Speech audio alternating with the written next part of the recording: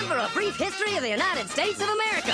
Hi, boys and girls, ready to get started? Once upon a time, there were these people in Europe called pilgrims, and they were afraid of being persecuted. So they all got in a boat and sailed to the New World where they wouldn't have to be scared ever again. Oh, I'm so relaxed. I feel so much safer. But as soon as they arrived, they were greeted by savages, and they got scared all over again. Indians! So they killed them all. Now, you'd think wiping out a race of people would calm them down, but no. Instead, they started getting frightened of each other. Witch! So they burned witches.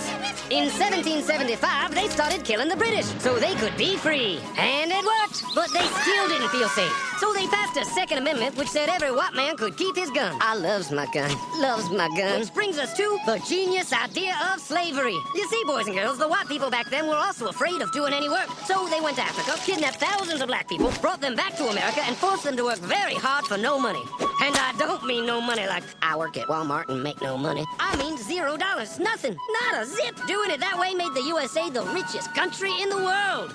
So did having all that money and free help calm the white people down? No way. They got even more afraid. That's because after 200 years of slavery, the black people now outnumbered the white people in many parts of the South. Well, you can pretty much guess what came next. The slaves started rebelling. There were uprisings, and old master's heads got chopped off. And when white people heard of this, they were freaking out and going, I want to live. Don't kill me, big black man. Well, just in the nick of time came Samuel Colt, who in 1836 invented the first weapon ever that could be fired over and over without having to reload. And all the southern whites were like, yeehaw! But it was too late. The North soon won the Civil War and the slaves were freed. Yep, they were free now to go chop all the old master's heads off. And everybody was like, oh no, we're gonna die. But the freed slaves took no revenge. They just wanted to live in peace. But you couldn't convince the white people of this. So they formed the Ku Klux Klan. And in 1871, the same year the Klan became an illegal terrorist organization, another group was founded, the National Rifle Association. Soon politicians passed one of the first gun laws, making it illegal for any black person to own one.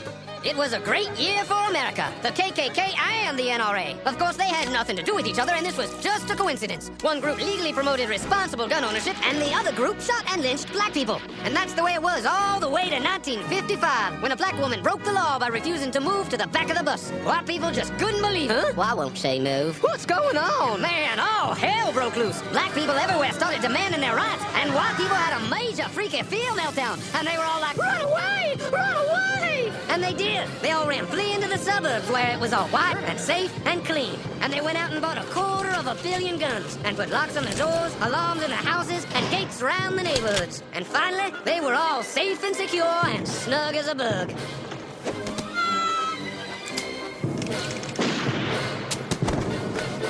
And everyone lived happily ever after.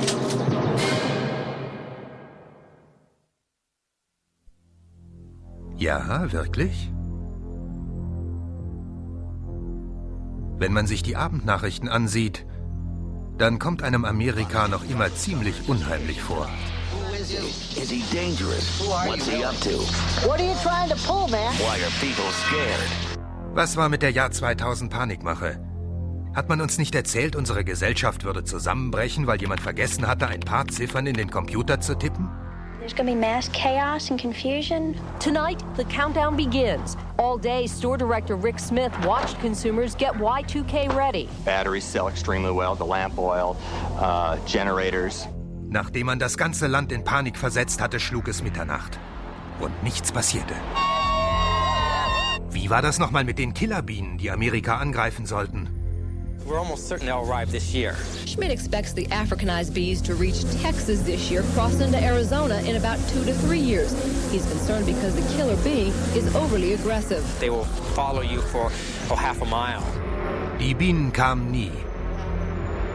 Oder die Sache mit der Rasierklinge, die jemand an Halloween in einem Apfel versteckt haben soll. Lange Zeit durften die Kinder an Halloween nicht mehr raus und von Fremden Süßigkeiten annehmen. A lot of people say they won't give out candy treats on Halloween. It's too dangerous and they're too scared. Und was war? Es gab nie eine Rasierklinge in einem Apfel. Und es starben in den letzten 40 Jahren nur 2 Kinder an Halloween-Süßigkeiten. Beide wurden absichtlich von Verwandten vergiftet. It was like a scene from a horror movie. This Hooksett man was mowing his lawn when a fox darted out of the woods and attacked his riding mower. A warning about a popular weight loss supplement. What you don't know may kill you. You ride them every day, but in an instant, an escalator can mangle you or a loved one. 7 on Your Side reveals why you may be riding a stairway to danger. You might want to take some extra precautions. Keep a low profile. Don't go around dancing with a bunch of Americans in the streets.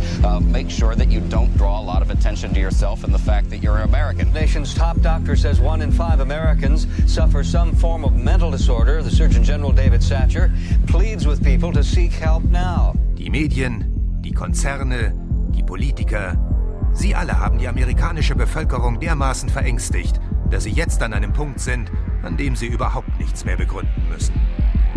Today, the Justice Department did issue a blanket alert. It was in recognition of a general threat we received. This is not the first time the Justice Department have acted like this. I hope it's the last. But given the attitude of the evildoers, it may not be.